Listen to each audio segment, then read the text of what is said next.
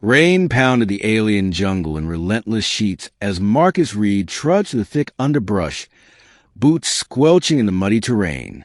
A mechanic by trade and a loner by nature, he had been stranded on the lush, uncharted moon of Zavra 9 after a shuttle engine failure during a cargo run. The planet was wild, filled with neon trees, glowing fungi, and beasts that made Earth's predators look like house pets. Still, Marcus had survived 2 weeks using his skills, salvaging tech and setting traps.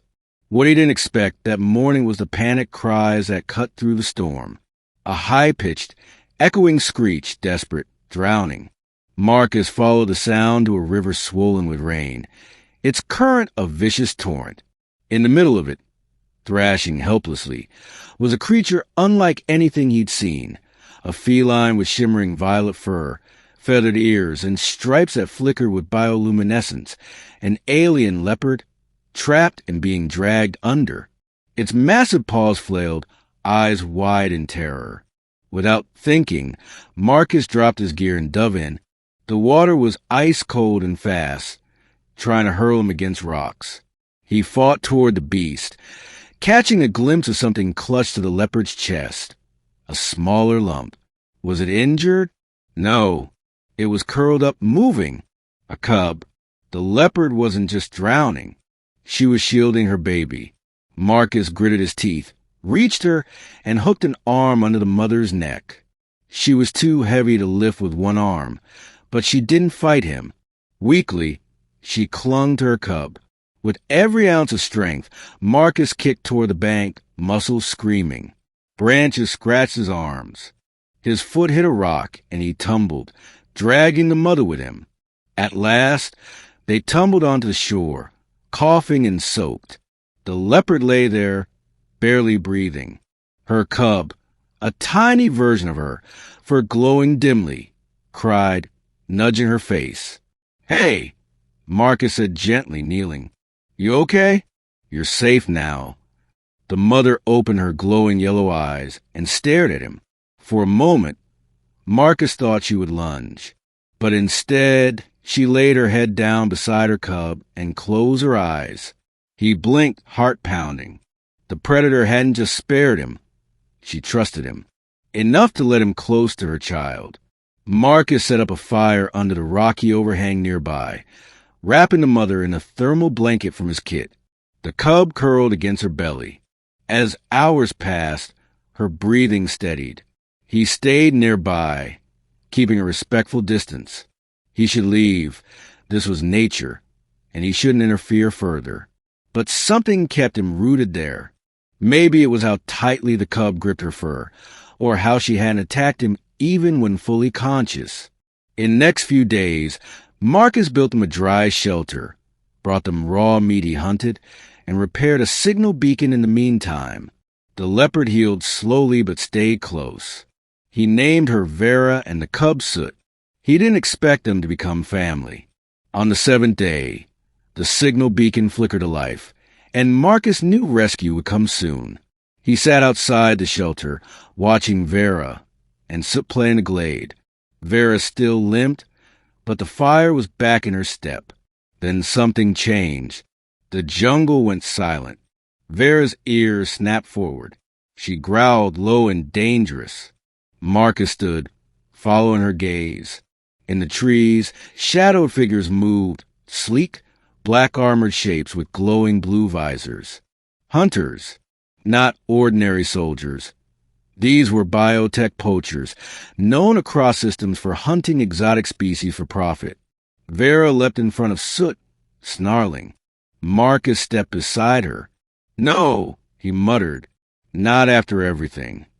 The lead hunter emerged, weapon humming. "Step aside, human. That creature's worth a fortune." "She's a mother," Marcus growled, "and she saved my life." The hunter laughed. "She's property. Genetically enhanced on Tyra 7. Escaped 2 years ago. Her DNA's worth millions." Marcus's heart dropped. Vera had been manufactured? A living weapon? A lab-bred apex predator? It all made sense now. the intelligence in her eyes, her unnatural strength. That's what she'd been protecting. Not just a cub, but freedom. Sick to the stomach, Marcus stepped in front of her. "You'll have to go through me." The hunters raised their weapons. Suddenly, Vera let out a roar, deafening and full of rage. And in that moment, Marcus saw something terrifying and beautiful.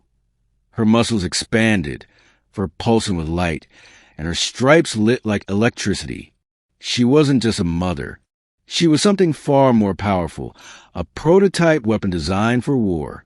But she never turned her strength on Marcus. She charged the poachers. The battle was a blur of snarls, shots, and blood. Vera tore through 2 hunters before being hit with a shock net. Soot cried from the bushes. Marcus grabbed a metal pipe and swung it wildly, managing to down one attacker. But there were too many. Vera collapsed, gasping, muscles twitching under the stun field. "Don't!" Marcus yelled, running to her side. "She's not a monster. She's a tool," the leader sneered. "You think she loves you?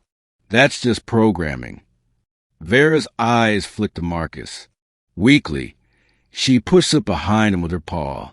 He stared back at her, then turned to the poacher with something rising in his chest.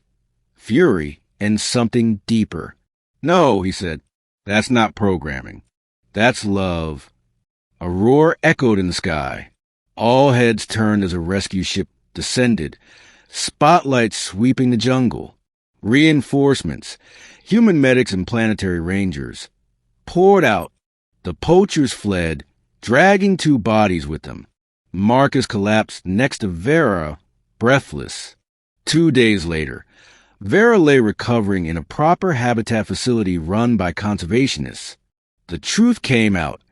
She had been part of an illegal project to create ultra-intelligent war beasts. She had escaped the lab before birthing Soot, and had been running ever since. Most would have feared her. But Marcus told the truth, how she'd never harmed him, how she had trusted him, and how her instincts were more mother than monster. She and Soot were granted protection under new galactic law. Marcus visited every day. The staff laughed when Soot pounced into his arms like a kitten, or when Vera would headbutt his chest gently in greeting. "You were protecting something more than a cub, weren't you?" he whispered to her one afternoon, resting a hand on her warm fur. "You were protecting a future." Vera blinked at him, then nudged Soot closer. He smiled. "Don't worry. I'll help you protect it too."